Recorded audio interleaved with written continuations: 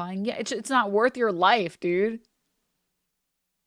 It's literally not worth it, dude. Like, it's the fucking US is such a shithole. I had 3 job offers to move to New York, not doing it. Surprisingly, New York would probably be the safest place for you to go because gun control is so, so, so prevalent in New York City. It's very safe. Like in New York City, you have to be more afraid of the cops. Can you carry in New York? No. I think you can only, first of all, I don't think you can you conceal and carry? I don't even think you can conceal and carry in New York.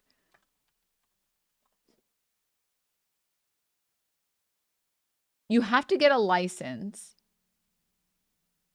Okay, yeah, you can conceal and carry, yeah. But you have to get a license first. And I think you need a cause for it. Like, you have to explain why you want a gun.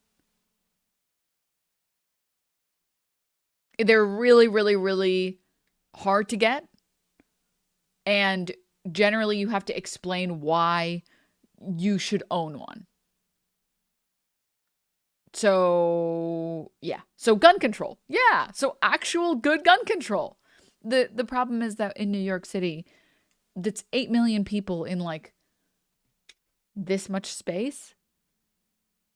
If you take a train to any stop in New York City and just fire blindly with a gun, you're killing over 10 people because of how populated the city is.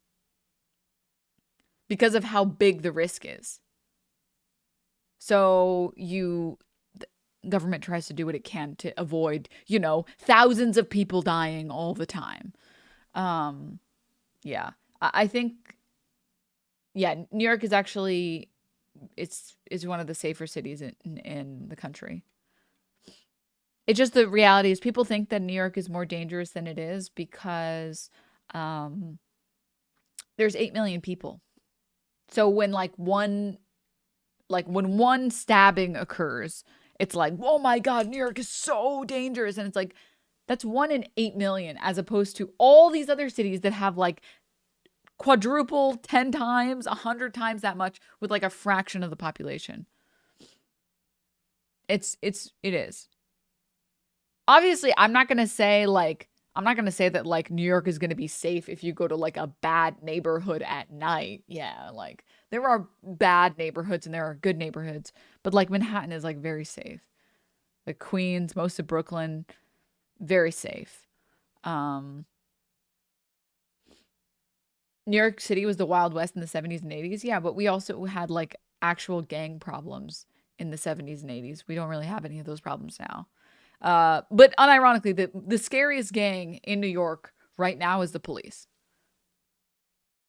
1,000,000%. And you can't convince me otherwise. And they are a gang. They're literally a gang. No, there are no words that can describe, or sorry, there are no words that you can use to convince me that cops in the US are anything other than glorified gangs. Oh, hi Z. That's how Boston was too. There's a whole section of the city called Combat Zone in the 70s and 80s. Yeah, the 70s and 80s was also really bad, I believe in California as well. Also because of gang problems.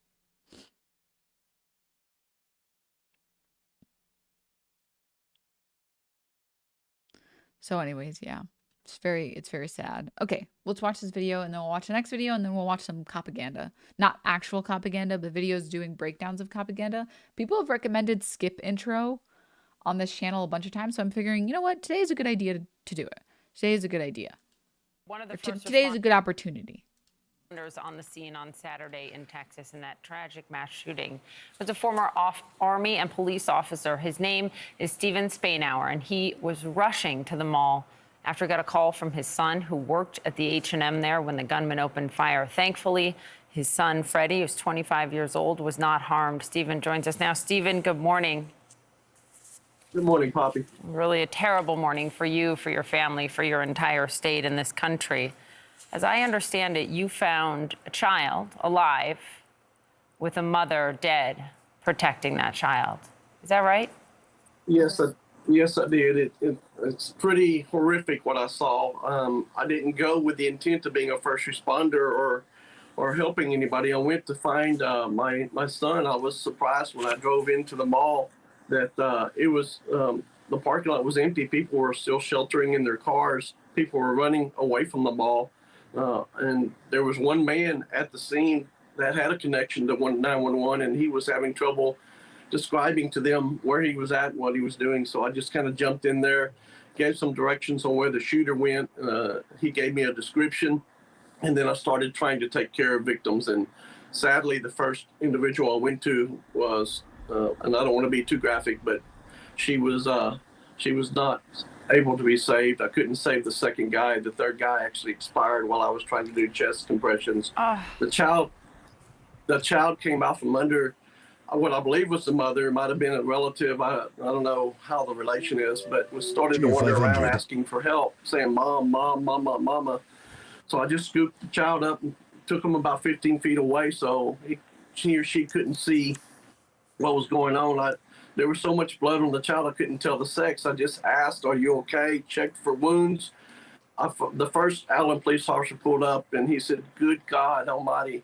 I said, "Take the child. Is he hurt?" I said, "I don't care if he's hurt or not. Take him because he doesn't need to be here." So thankfully, the Allen Police Department, this was not a Uvalde situation. The first responders in Allen, Texas, the paramedics, the police officers are truly the heroes. Yeah. Wow. What you just described, it's unfathomable. Someone dying as you're trying to save them, and a child so covered in blood that you don't know, if it's a boy or a girl at first. Also, the worst nightmare for a parent is to get a call like you got from your son, Freddie. What was that like?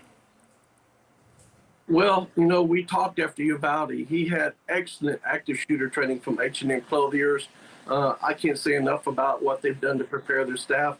He's truly the hero because he was in the break room. He said, "If I'd have been behind the window that was shot out by the gunman, I wouldn't be here." He got his staff and his employees into the break room. They took one of the victims shot outside into the store and took care of that victim while they were waiting to be extricated by the SWAT team. So those store employees did what they were supposed to do by locking their doors and having an active shooter plan in place, something I discussed with him many times.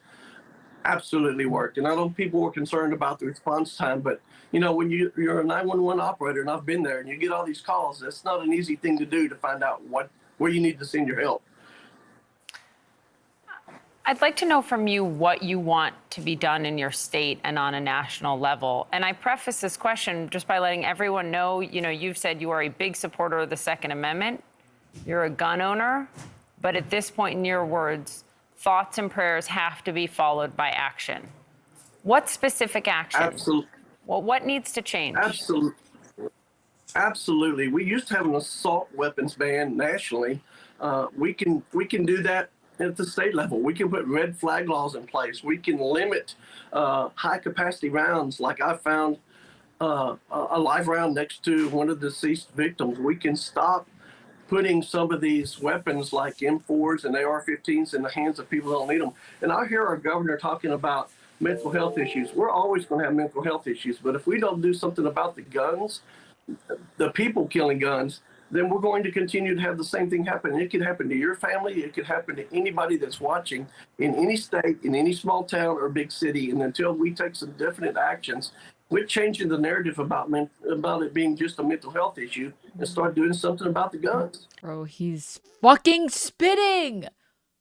Holy, he's fucking cooking. And you don't think, for example, an assault weapons ban, like we had in this country, by the way, up until 2004, you wouldn't see that as a violation of your Second Amendment right or universal background checks or red flag laws. Is that right, sir? No, not in the least bit. I mean, we have put limits on speech that prohibit certain types of speech. Mm-hmm. We can put limits in place on our Second Amendment rights just as well. We've got to protect our communities and make sure that they're safe. And I am a big supporter of making sure that we protect our Second Amendment rights, but we can't do so at the jeopardy of our public safety and our health and our families. Stephen Spainhour, thank you so much for joining us, and I'm so sorry for what you had to witness, and we're all grateful for what you did for those people. Thank you very much. I appreciate the storytelling and getting the narrative out there that we got to make some change, and now's the time to do it. Thank you. Thank you.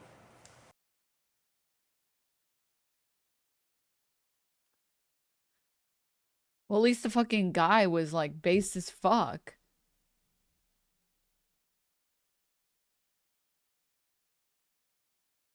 It was a refreshing message. Yeah, even if he's only talking about like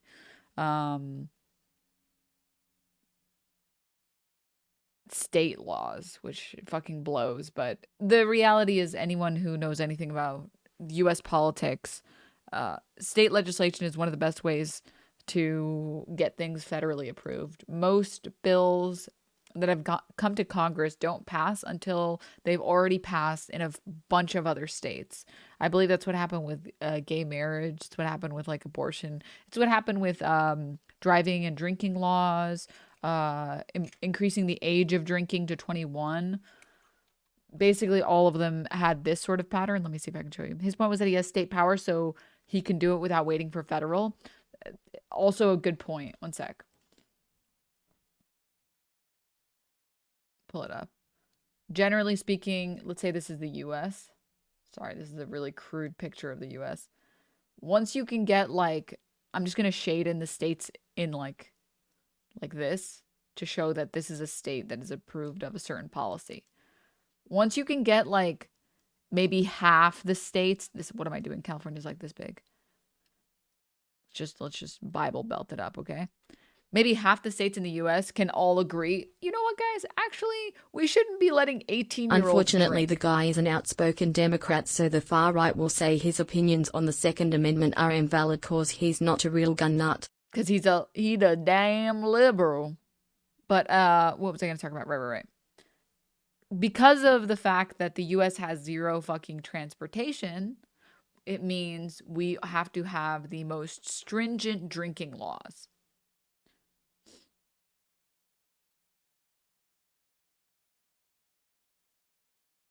In a lot of other countries, the drinking age is 18. You want to know why? Because people don't need to drive anywhere. Unfortunately, in the US, the drinking and driving age, or sorry, drinking it, yeah, there's an age. As long as you're above that age, you can drink and drive. It's 21 and up for one reason. It's because kids, 18, 19, 20-year-olds, can't stop drinking and driving. This is the only reason. Once enough states were like, guys, this is like a serious problem we have where teenagers are just killing people in the streets because they're drinking. This is a big mistake. Enough states get on board, it's federally legalized. Same thing with gay marriage. Enough states got on board, federally legalized. And that's why weed is definitely going to get legalized in the US. There are, how many states have legalized marijuana? Like even just medical states. Let me check. 30 plus states? Let me see. This looks like a good source. Okay. Let me turn off my dark reader. It fucks with the colors. Dark green is, I guess, fully legalized. Green, medium green, forest green is medical and decriminalized. Mild green is medical. Light green is decriminalized. So there are currently only 4 states where it is fully illegal.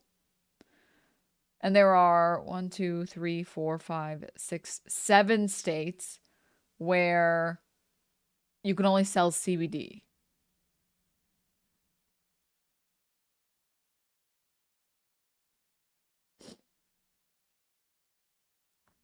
So how many states are fully grown? 1, 2, 3, 4.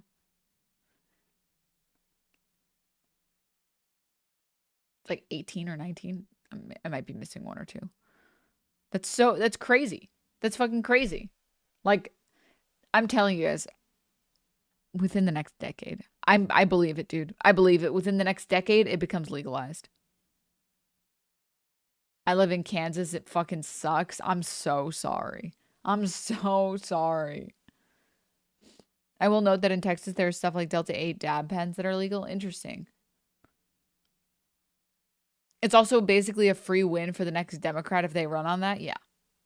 I live in Canada. It fucking rocks. I know, right? What state do you think will be the last? Usually with stuff like this,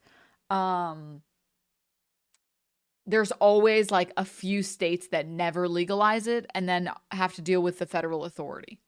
I wouldn't be surprised if, like, probably Kansas. Kansas will probably continue to be fully illegal. Maryland in July, it's legal. Oh, fuck yeah, let's go. What's most important is that at the very least, it's decriminalized. That's the most important. The absolute most, obviously, I want people to be able to access good weed, but the most important thing is that it's decriminalized, that even if the cops find you with like 10 joints or whatever, they can't do anything. You're not going to jail or anything. Minnesota's also legalized it. Yeah. This would probably be the next big issue. I wouldn't be surprised at all. Okay. There was also this one that I wanted to watch, and then we'll move on to the propaganda. In Texas was hit with another tragedy this weekend when a driver slammed into a group of people at a bus stop outside a migrant shelter in Texas. 8 people were killed and 9 injured. John Keonis is on the scene in Brownsville. Good morning, John. Good morning, Michael. You know, this shelter here in Brownsville is known as the Ozanam Center, and for years it's been a beacon of hope, a refuge for immigrants desperate for a better life. Well, just 24 hours ago, this was the scene of death and destruction as an SUV came barreling through a crowd of migrants who had gathered across the street waiting for a bus. This morning, authorities investigating a motive behind a deadly car crash into a crowd of migrants in Brownsville, Texas, leaving at least 8 dead and 9 injured. At about 8:30 in the morning, we received a phone call about a major accident where a gray Land Rover ran over several people that were waiting at a bus stop. The harrowing moment captured on this surveillance video. The group, some of which are immigrants, are seen here just before the impact, sitting on a curb, waiting for a bus. Eyewitness Jose del Tránsito Rubio Armijo saying he could hear the car hitting people and the thumping, and saw the SUV roll over when it hit them. The group had just left a local homeless shelter that helps migrants in South Texas. The bus is in a very busy intersection, and it's just seeing one post with the sign of the bus where people need to wait for the bus standing up. Instead of being standing up, they were sitting on the edge of the road, of the sidewalk.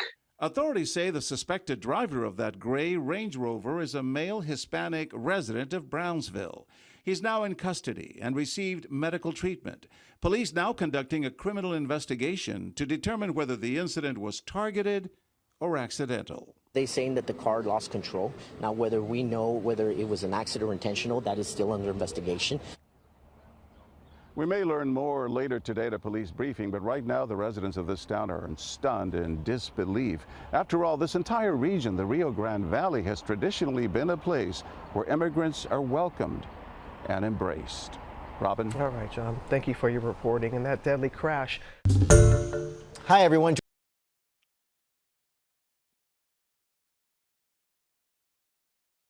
Richest country in the world, by the way, guys.